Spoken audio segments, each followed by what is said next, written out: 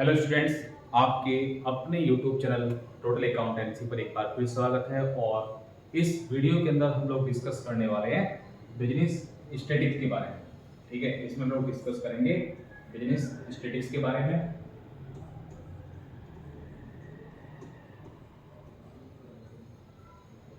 Business statics, business statics ये आपका BCom first semester का पेपर है।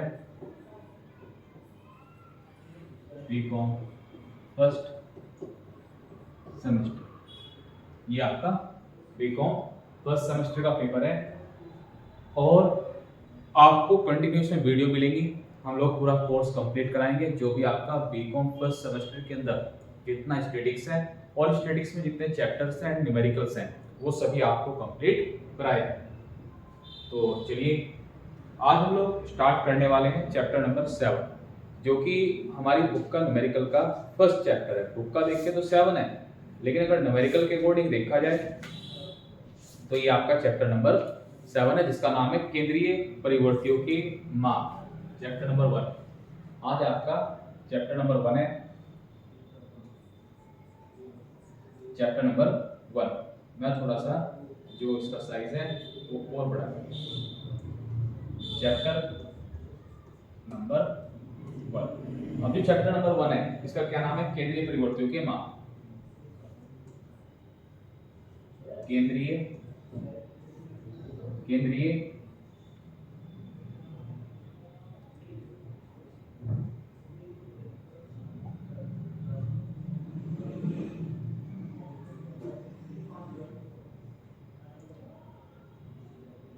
केंद्रीय परिवर्तियों के माप।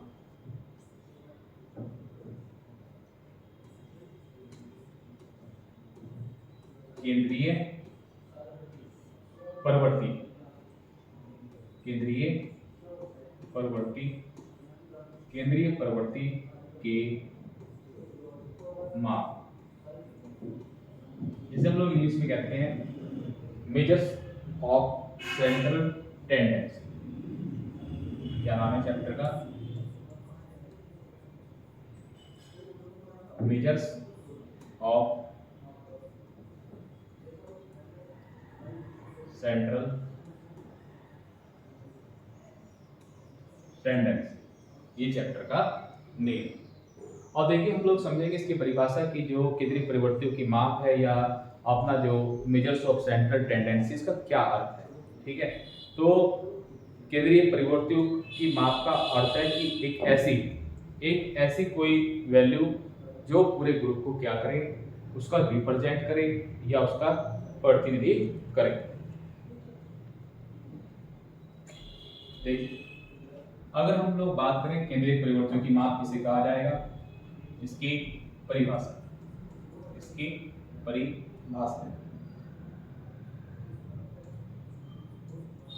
इसकी परिभाषा क्या होगी, इसकी जो डेफिनेशन है वो क्या होगी। तो केंद्रीय परिवर्तियों की माप की परिभाषा क्या रहेगी? कोई ऐसी अकेली संख्या, कोई ऐसी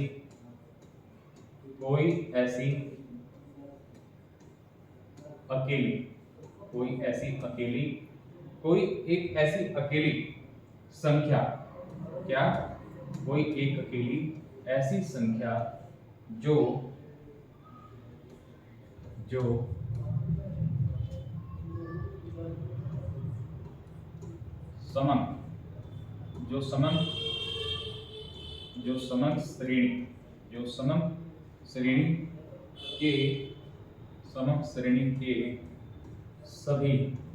समंग श्रेणी के सभी पद मूल्यों का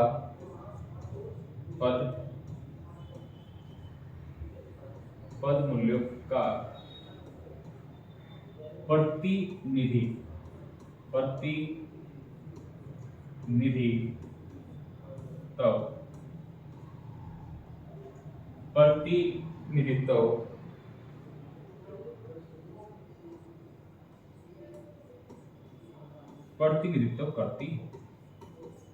तो इसमें बताया गया कि कोई एक ऐसी संख्या, कोई हम लोग क्या लेंगे, कोई एक ऐसी संख्या लेंगे जो क्या करेगी, पूरे ग्रुप का प्रतिनिधित्व करेगी। ठीक है, क्या करेगी, पूरे ग्रुप का प्रतिनिधित्व करेगी। देखिए यहाँ पे कौन सी संख्या होगी, अकेली संख्या। इसके अंदर बताया गया है कि कोई जो हमारे पास संख्याएं हैं, सभी संख्याएं, देखिए यहाँ पर इसकी परिभाषा को समझेंगे क्या है। इसकी जो डेफिनेशन है वो है कि समम श्रेणी, यानी कि हमारे पास एक बहुत बड़ा क्या रहने वाला है, डाटा।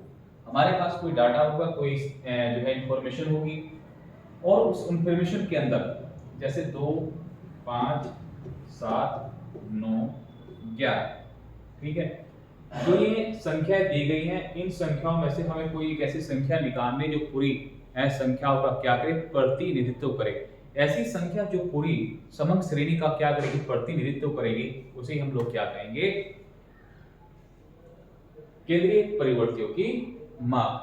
तो आई होप कि आपके समझ में आ गया होगा कि परिभाषा क्या कहना चाह रही है। परिभाषा ये कह रही है कि श्रेणी का कोई भी ऐसा पद जो पूरे ग्रुप का, पूरी श्रेणी का क्या करे, प्रतिनिधित्व करे, उसे हम लोग क्या कहेंगे, केंद्रीय परिवर्तियों की माप। तो आप लोगों को ये जो वीडियो है ये कंटिन्यू मिलती रहेंगी, और इस सीरीज के अंदर हम लोग ऐसे कंटिन्यू करके पूरा कोर्स कंप्लीट करेंगे। तो आप लोग हमें कमेंट करके जरूर बताइएगा कि आपको वीडियो कैसी लगी, और आप लोग क्या इंप्रूवमेंट चाहते हो, क्या पढ़ना चाहते हैं स्टैटिस्टिक्स के अंदर। ठीक है, हमारा पर्पस यही है कि हम लोग पूरा कंप्लीट कराएं, एक एक क्वेश्चन आपको यहाँ पे कराया जाए। तो यहाँ पे देखिए चैप्टर नंबर जो हमारे न्यूमेरिकल है, ठीक है, न्यूमेरिकल का हम लोग अकॉर्डिंग इसके 1 है, लेकिन हम लोग अगर बुक के अकॉर्डिंग देखोगे आप लोग, तो ये चैप्टर नंबर आपको 7 मिलने वाला है, केंद्रीय परिवर्तियों की माप। तो केंद्रीय परिवर्तियों की माप के अंदर क्या बताया गया है कि समग्र श्रेणी के सभी जो पद मूल्यों का प्रतिनिधित्व करता हो, यानी सभी श्रेणियों में से देखिए ये पूरी क्या है, जो भी डाटा होता है इसे कहते हैं हम लोग सीरीज। ठीक है, ये अपनी सीरीज है, और इसे हिंदी में कहते हैं समग्र श्रेणी। क्या कहेंगे, समग्र श्रेणी। और इस समग्र श्रेणी से हमें कोई क्या निकालना है, एक मूल्य। क्या निकालना है, एक मूल्य, और वो मूल्य ऐसा होगा जो पूरी श्रेणी का क्या करेगा, प्रतिनिधित्व करेगा, रिप्रेजेंट करेगा, सिंगल वैल्यू। ठीक है, हम इसमें से क्या निकालेंगे, एक सिंगल वैल्यू निकालेंगे जो पूरी सीरीज का क्या करेगी, प्रतिनिधित्व करेगी। अगर मैं इसमें से पूछूं आपसे कि ऐसी संख्या कौन सी है जो बिल्कुल बीच में आई है, ठीक है, तो आप लोग बताएंगे क्या कि इसमें 7। तो 7 एक ऐसी संख्या है जो बिल्कुल सेंटर में है और दोनों के बीच में है, यानी कितनी संख्या दाएं में है उतनी संख्या उसके बाएं में है। ठीक है, दाएं में इतनी है और बाएं में भी उतनी ही संख्याएं हैं। तो ये एक श्रेणी है, और श्रेणी के अंदर जो 7 है, एक ऐसा मूल्य है जो पूरी श्रेणी का क्या करता है, प्रतिनिधित्व करता है। तो ये थी इस चैप्टर की डेफिनेशन। अगर आप लोग इंग्लिश में भी समझना चाहते हैं, इंग्लिश में नोट करना चाहते हैं, तो मैं आप लोगों को इंग्लिश में बता दूंगा, लेकिन बड़ा आसान है कि सेंट्रल टेंडेंसी क्या है, एक टाइपिकल वैल्यू है अराउंड विच अदर फिगर क्या करती है, एंड फैली। तो ये थी इसकी डेफिनेशन, केंद्रीय परिवर्तियों की माप। उसके बाद हम लोग पढ़ेंगे कि माध्यों के उद्देश्य एवं कार्य। कि जो माध्य हैं, जो ये मीन है, जो ये एवरेज है, इनके काम क्या है। ठीक है, इनके काम क्या है, तो देखिए माध्यों के उद्देश्य। अब हम लोग क्या देखेंगे, माध्यों के उद्देश्य। माध्यों के उद्देश्य, अब माध्यों के उद्देश्य के अंदर क्या रहने वाला है, देखिए अब हम लोग देखेंगे यहां पर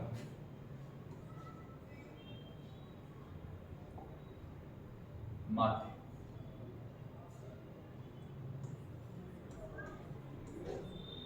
माध्यों के उद्देश्य,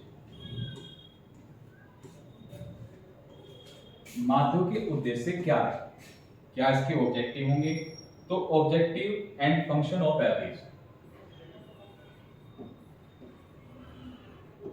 objective and function of average, कि जो अपना एवरेज है, इसके कौन कौन से ऑब्जेक्टिव हैं और इसके कौन कौन से फंक्शंस, इन चीजों को हम लोग समझें। तो देखिए सबसे पहला ऑब्जेक्टिव क्या है, अगर फर्स्ट ऑब्जेक्टिव की बात की जाए, फर्स्ट ऑब्जेक्टिव क्या रहने वाला है, समंकों को संक्षिप्त रूप प्रदान करना। समंकों को समंकों को कैसा रूप प्रदान करना, संक्षिप्त, ठीक है, संक्षिप्त का मतलब होता है छोटा,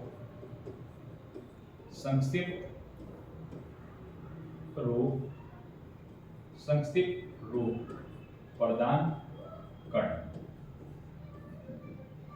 समंकों को संक्षिप्त रूप प्रदान करना यानी कि उन्हें छोटी फॉर्म में लेके आना। इसका ऑब्जेक्टिव पढ़ रहे हैं, उद्देश्य पढ़ रहे हैं, इसे इंग्लिश में कैसे लिखेंगे, provide brief shape to data, provide brief shape to data. जो डाटा है उसे कम से कम शब्दों में लेके आना, ठीक है। अब हमारे पास देखिए बहुत ज्यादा कोई इंफॉर्मेशन थी, लेकिन उन इंफॉर्मेशन का हमने देखा कि क्या निकाले, प्रतिनिधित्व, यानी कि मेरे पास 100 वैल्यू में 100 वैल्यू में से कोई एक वैल्यू निकाल लूंगा मैं, जो क्या करेगी, पूरी ग्रुप का, पूरी श्रेणी का, पूरे डाटा का, पूरे सीरीज का क्या करेगी, प्रतिनिधित्व करेगी। तो हम लोग कह सकते हैं कि जब हम लोग ये पढ़ते हैं माध्य, एवरेज, तो एवरेज का उद्देश्य यही है कि जो बड़े अंक हैं, ठीक है, जो बड़ी बड़ी वैल्यू हैं, उन्हें कैसे छोटा किया जाए, उन्हें किस तरह से सिंपल किया, ठीक है, उन्हें किस प्रकार से साधारण सिंपल बनाया जा सकता है, यही ऑब्जेक्टिव है किसका, एवरेज या फिर माध्य का। तो तुम लोग बता दो कि समंकों को संक्षिप्त करना यानी समंकों को सीरीज को छोटा करना ही किसका उद्देश्य है, ये उद्देश्य है समंक, एवरेज। उसके बाद हम लोग चलते हैं सेकंड ऑब्जेक्टिव। देखिए सेकंड हमारा जो ऑब्जेक्टिव है वो क्या है, तुलना करने में सुविधा प्रदान करना,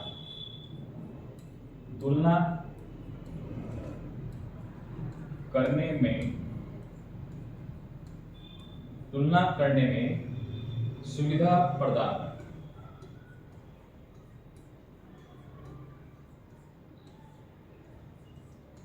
तुलना करने में हम लोग क्या कर सकते हैं, इसकी सहायता से सुविधा प्रदान करना। इसे इंग्लिश में कैसे लिखेंगे, टू फैसिलिटेट कंपैरेटिव स्टडी, ठीक है, टू फैसिलिटी या facilitate to comparative study,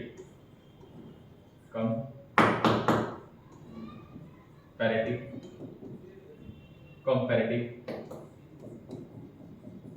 study कि इसकी सहायता से हम लोग क्या कर सकते हैं, दो अलग अलग ग्रुपों की तुलना कर सकते हैं।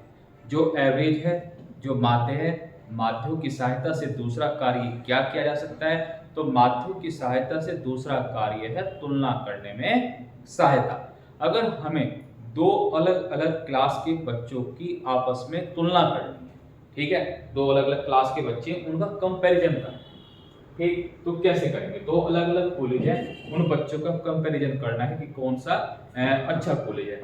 दो अलग अलग टीम खेल रही है, हमें कंपैरिजन करना है कि कौन सी बेटर टीम है।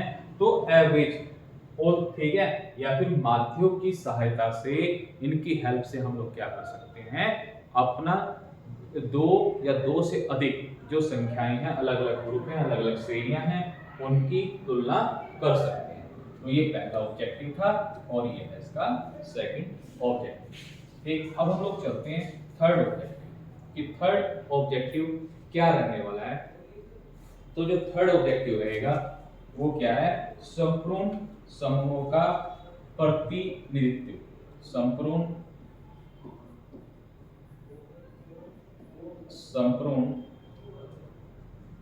समूह का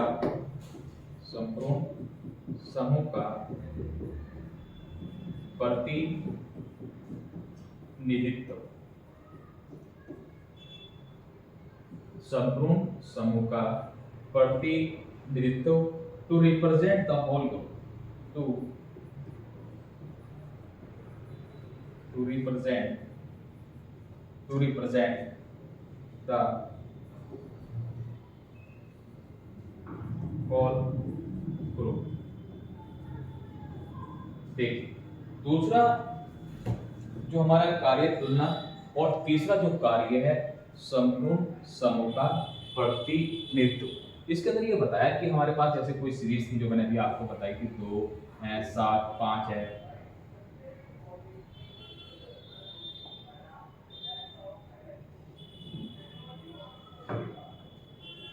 जैसे 2, 5, 7, 9, 11। तो मैंने बताया था कि आप लोग क्या करेंगे कि ये जो सीरीज है, इस सीरीज के अंदर से, श्रेणी के अंदर से कोई एक वैल्यू निकाल देंगे जो पूरी श्रेणी का क्या करेगी, प्रतिनिधित्व करेगी। तो ये मैंने एक सिंगल वैल्यू निकाल दी है। तो ये कहा इसने कि संपूर्ण समूह का प्रतिनिधित्व, जो ये एवरेज है, ये जो माध्य और ये जो एवरेज है, ये किसका कार्य करता है कि जो हमारी श्रेणी है, जो हमारी सीरीज है, उसमें से कोई एक नंबर ऐसा निकाल लेगा जो पूरी श्रेणी का क्या करेगा, प्रतिनिधित्व। तो आज आप हमें कमेंट करके जरूर बताइएगा कि आपको वीडियो कैसी लग रही है। उसके बाद पॉइंट नंबर 4 में चलते हैं। Point number 4। अब पॉइंट नंबर 4 क्या रहने वाला है, यह है सांख्यिकी विश्लेषण का आधार। सांख्यिकी विश्लेषण का आधार। आप लोगों को इसी तरीके से पूरी जो स्टैटिक्स है वो कंप्लीट कराई जाएगी विद न्यूमेरिकल। आज की इंट्रोडक्शन क्लास है सांख्यिकी विश्लेषण का आधार। सांख्यिकी विश्लेषण का आधार। देखिए, जो फोर्थ उद्देश्य किसका, माध्यों का, वो क्या है, सांख्यिकी विश्लेषण का आधार, कि इंग्लिश में क्या कहेंगे, basis of statistical analysis. Basis of statistical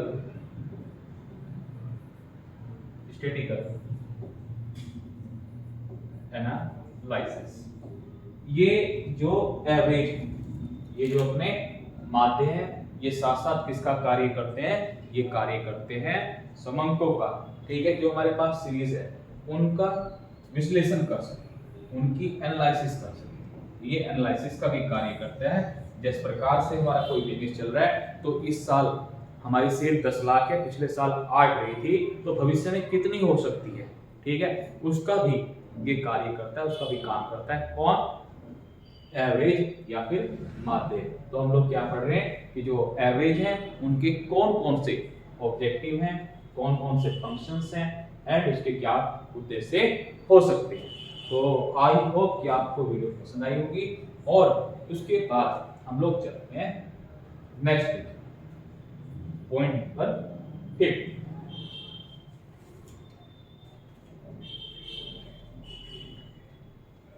देखिए, पॉइंट नंबर 5। पॉइंट नंबर 5 में क्या रहने वाला है, गणितीय संबंध का प्रदर्शन।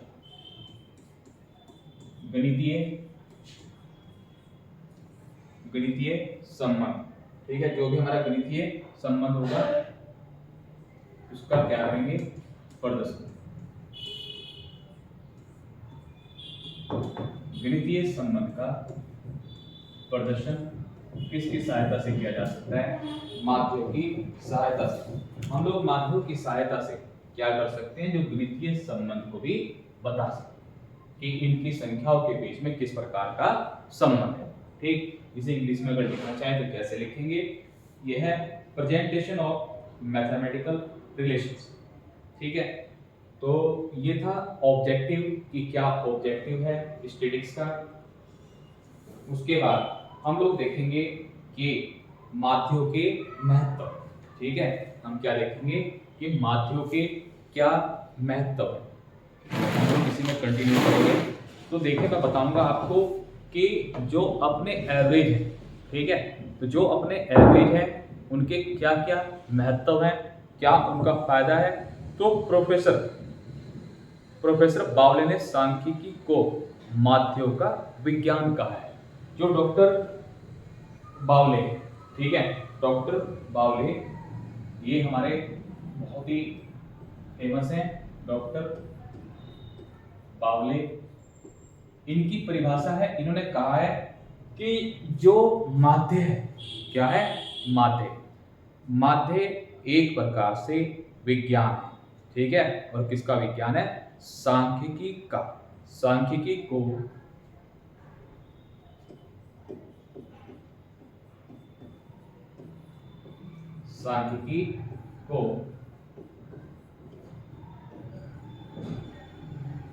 माध्यों का विज्ञान। देखिए, जो प्रोफेसर बावले हैं, तो प्रोफेसर बावले ने सांख्यिकी को क्या बताया है? माध्यों का विज्ञान। यानी कि बहुत ही इंपॉर्टेंट सब्जेक्ट है क्या? आपका जो सांख्यिकी है, स्टैटिस्टिक्स है। उसके बाद क्या कहा? उसके बाद ये बताया गया कि जिस प्रकार से हम व्यावहारिक जीवन में अधिकतर व्यक्तियों की औसत आयु निकालते हैं, औसत जहां पे भी औसत की बात होगी, ठीक है, एवरेज की बात होगी, तो इसका मतलब ये होगा कि यहाँ पर हम लोग क्या प्रयोग कर रहे हैं? माध्य, ठीक है, औसत। तो औसत का जो महत्व है वो बहुत ज़्यादा है। जैसे हम लोग कभी चेक करते हैं कि औसत ऊंचाई कितनी है या औसत भार कितना है, तो इस प्रकार से औसत का प्रयोग हर जगह है। तो हम कह सकते हैं कि औसत का जो महत्व है बहुत अधिक है। उसके बाद अगर हमारे से कोई पूछने लगे कि एक आदर्श माध्य के कौन कौन से गुण हैं, ठीक है, एक हम लोग किसे आदर्श माध्य कह सकते हैं, ये पॉइंट बहुत इंपॉर्टेंट होता है, तो आप लोग सब समझिएगा। आदर्श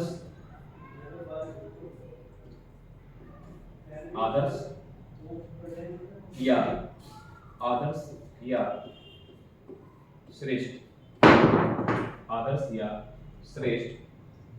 माध्य के आवश्यक गुण, श्रेष्ठ माध्य के आवश्यक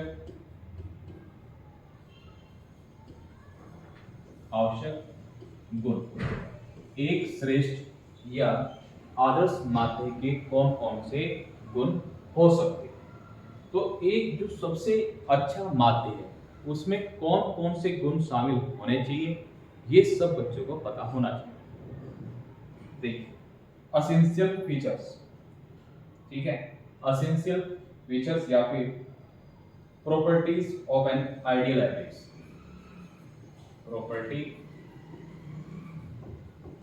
प्रॉपर्टीज ऑफ आइडियल एवरेज। एक जो आदर्श माध्य है, ठीक है, एक जो आदर्श माध्य है उसके अंदर कौन कौन से गुण होने चाहिए?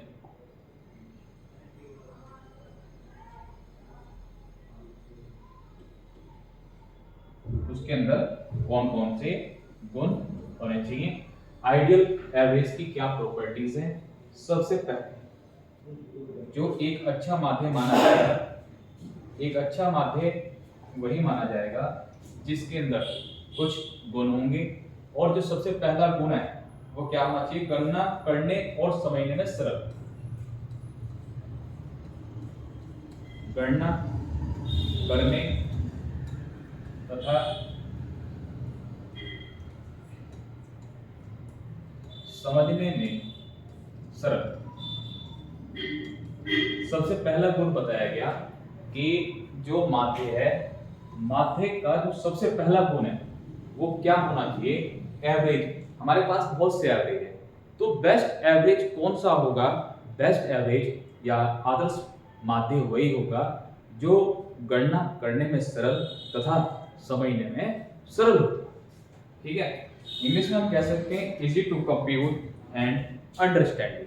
कंप्यूट करने में भी इजी हो और अंडरस्टैंडिंग समझने में भी आसान हो। दूसरा, एक आदर्श माध्य के अंदर दूसरा गुण कौन सा हो सकता है? स्पष्ट एवं स्थिर रूप से परिभाषित। स्पष्ट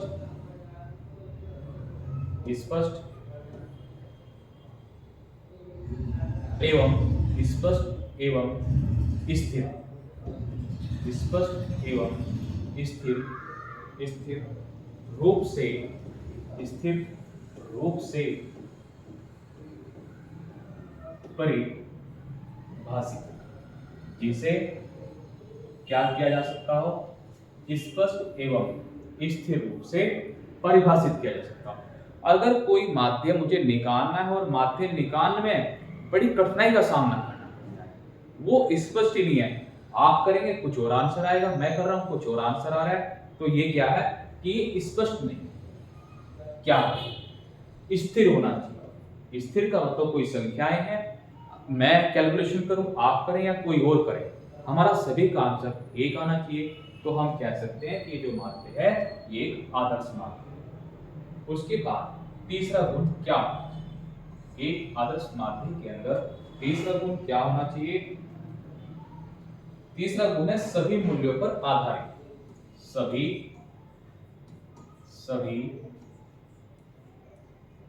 मूल्यों पर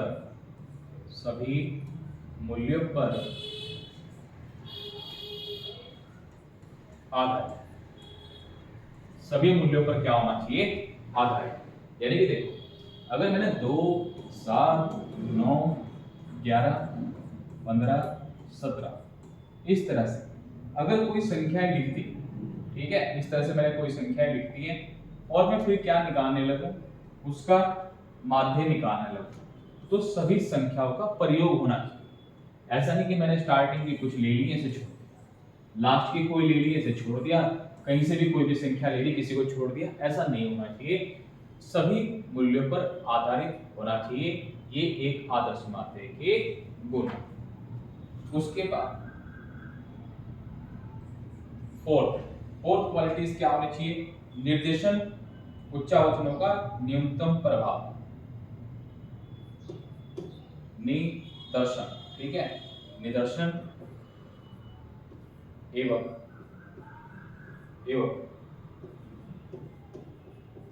उच्चावचनों का न्यूनतम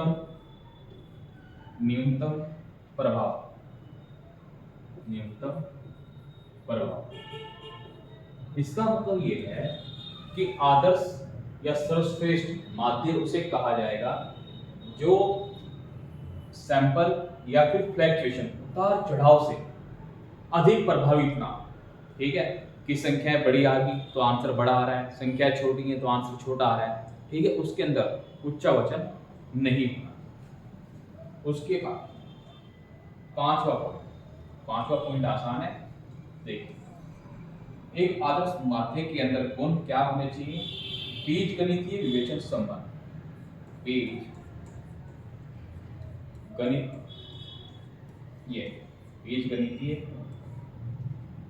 बीजगणितीय विवेचन संभव, बीजगणितीय विवेचन क्या होना चाहिए, उसका संभव, बीजगणितीय क्या होना चाहिए, संभव। इसका मतलब यह है कि जो सीरीज हमारे पास है वो सीरीज ऐसी होनी चाहिए कि जिसमें फॉर्मूला लगा के आंसर निकाले जा सके, तो क्या कर सके हम लोग, जिसका मैथमेटिकली यूज किया जा सके, वही हमारे लिए क्या होगा, बेस्ट होगा, आइडियल, एवरेज। उसके बाद चलते हैं पॉइंट नंबर 6। पॉइंट नंबर 6 में क्या है, चरम मूल्यों का न्यूनतम प्रभाव, चरम मूल्यों का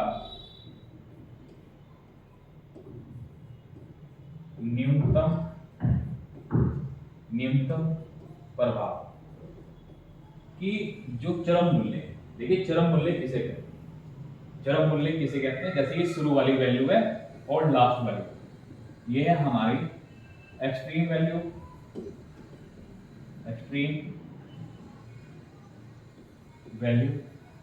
या फिर इसे हम लोग कहते हैं चरम मूल्य। तो इसमें बताया गया कि चरम मूल्य का जो प्रभाव है, जो इफेक्ट है, वो बहुत कम होना चाहिए, ठीक है। तो ये क्या है, आदर्श बात जो हमारा माध्य है उसके गुण है।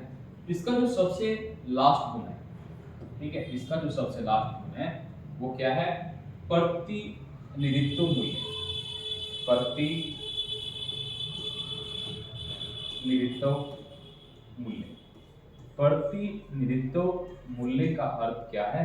रिप्रेजेंटेटिव वैल्यू, यानी कि जो हमारा एवरेज है, माध्य है, इसके अंदर सबसे बड़ा जो गुण है वो क्या होना चाहिए एवरेज के अंदर, कि इसके अंदर जो वैल्यू आए वो एक ऐसी वैल्यू आए जो पूरे ग्रुप का क्या करे? रिप्रेजेंट करे। तो ये थी आप लोगों के लिए थ्योरी कि सेंट्रल टेंडेंसी, केंद्रीय परिवर्तियों की माप की परिभाषा बताई मैंने, आपको उसका जो यूज है ऑब्जेक्टिव बताया, और बताया मैंने इस वीडियो के अंदर आपको कि जो एक आदर्श माध्य है उसके कौन कौन से गुण हैं, कौन कौन सी विशेषताएं हैं, या एक आदर्श माध्य किसे कहा जा सकता है। उसके बाद की जो नेक्स्ट वीडियो होगी उसमें हम लोग डिस्कस करेंगे कि जो हमारा केंद्रीय परिवर्तियों की माप है, central tendency, measures of central tendency, केंद्रीय परिवर्तियों की माप, कि जो केंद्रीय परिवर्तियों की माप है इसमें हम लोग कौन कौन से माध्यों को पढ़ने वाले हैं। ठीक, तो ये जो वीडियो है आपको नेक्स्ट पार्ट में मिलेगी। तो हम लोग पूरी थ्योरी न्यूमेरिकल पूरा कंप्लीट करके चलेंगे, और हमारी कोशिश ये रहेगी अगर आप लोगों का सपोर्ट बना रहा कि हम लोग पूरी बुक को है जो है आपको यूट्यूब के माध्यम से उपलब्ध कराएंगे। ठीक है, तो इस वीडियो में इतना ही। नई वीडियो में फिर से मुलाकात होगी। चैनल को सब्सक्राइब करना, लाइक करना और शेयर करना मत भूलिएगा। इस वीडियो में इतना ही। ठीक है, थैंक्स फॉर